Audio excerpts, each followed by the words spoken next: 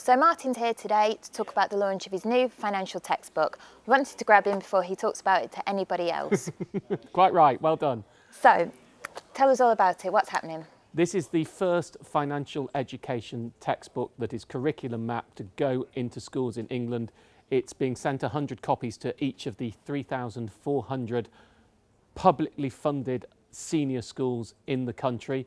It's being done by a charity, Young Money. I'm funding it and have been advising on it. And this is part of trying to make it easier for teachers and easier for schools to teach financial education that has been on the national curriculum since 2014.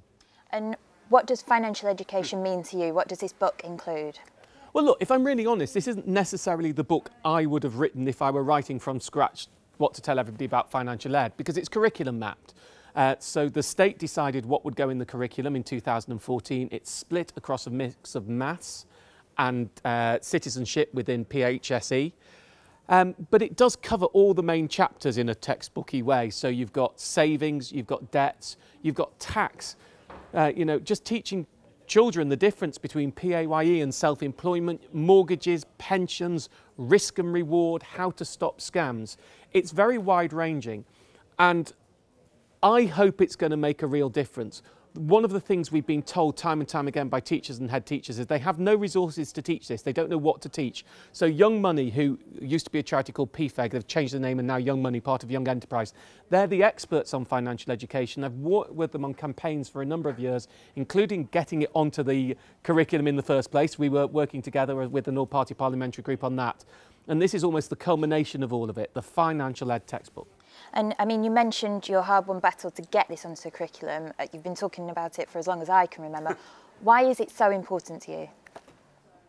We live in one of the world's most competitive consumer economies.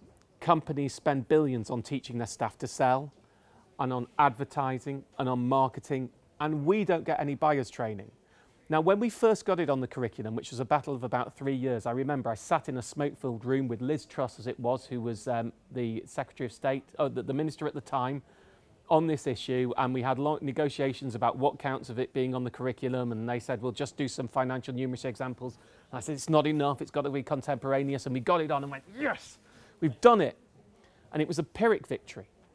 It was a Pyrrhic victory because it was like a tick box. The government said we'd do financial ed, and they did financial education, but no resources were put into teaching it. No continuing training for teachers, no new training for teachers, no textbook, no nothing. So schools have not been teaching it. They don't have the resource, and the teachers don't have the information. Now look, if I'm honest, I find it a rather sour taste that it should take a private individual like me to fund a textbook for a subject that is on the national curriculum. That is not how it works. We would not ask GlaxoSmithKline to fund chemistry. But for some reason, there's this concept that financial education should have been funded by someone else, and nobody has done it. Now, I've got my nice principles, but I'll put pragmatics over principle any day. And the fact I don't believe it should be someone like me who's paying for it doesn't matter. We need to do this. I've been campaigning on it for years. So we're doing it, and that's how it's going to work. And just to be a bit cheeky, how much have you put in? Well, it's a good money-saving expert question, so I don't mind. It's a donation of £340,000 to Young Money, but it's not just a donation. I've been working with them on the book. I don't have editorial control. I didn't want that. That's not how I'd work with a donation basis, saying, you can only write what I will write.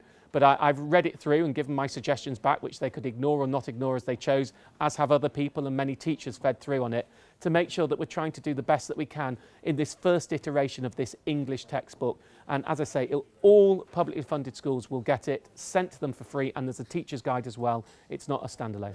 And what about those that aren't publicly funded or elsewhere in the UK? Well, look, very important, there's a PDF download available on the Young Money website that anybody in the UK, or anywhere else for that matter, who wants to get a copy of this, they can download it. Parents, if you want to go through it with your kids or even read it through yourself, it is available totally for free. It's just the actual hard copies.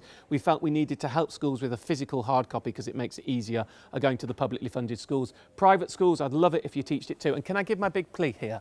It's funny me asking you that. I am your boss, so I mean, you do what you like. Right, look, less than 50% of schools actually follow the national curriculum. So schools do not have to teach financial education. So one battle is giving them the resources. Another battle is every parent, every teacher and head teacher who knows how important this is, who knows how important it is that we tool up our kids to understand the way this competitive consumer economy works. Talk to your school, ask them if they got the textbooks, ask them what they're planning to do with it. Are you planning to teach it? Where are you planning to teach it? And if they're not, say, we as parents would really like it. Head teachers and teachers, please. It's on the curriculum for a reason, because it's really important and it's time we taught it. And my hope is this textbook will make that more possible. And you mentioned it's a first iteration, so what's next? Well, we're going to see what happens. We're going to see, I mean, there's been interest in Scotland and Wales of their versions. Clearly, when people ask why only England, well, the curriculum's different. So we have to look at how we do it. I say first iteration, that's not a promise of a second iteration, but this is us looking at what's going on. Clearly, it's not a small project and it's not a cheap one either. And so to redo versions, we're going to have to look at it. But it may be that we can do it in future as a PDF version. Maybe we do more textbook distribution going on. We have to see how it is. But I certainly hope it isn't just a one-off dead duck, because we need to teach financial education year after year after year. And what would be your take-home message? What do you hope will come of this? PPI, different subject I know, and I know you know a lot about it. PPI, £30 billion. £30 billion is the amount that PPI companies have had to pay out on the back of mis-selling. Mis-selling of a systematic matter. Now for me, you know, 1% of PPI payback is 300 million, 0.1% is 30 million, 0.01% is 3 million. If that amount of cash were put into financial education, and just think of the impact it can make just on a PPI type issue of the future. We need, and it shouldn't be the case that you have that money taken out of your pocket and get it back later because these people who know so much more than you have taken your cash. We're not going to solve everything, but we'll probably be a less indebted society. We'll be a society where people don't quite have the misery on the back of the finances quite as much, and at least they know where to go and get help when they do get in trouble. And it's good for the financial services industry too, because funnily enough, the more you know about money, the more you engage with it, the more products you have. This is win-win.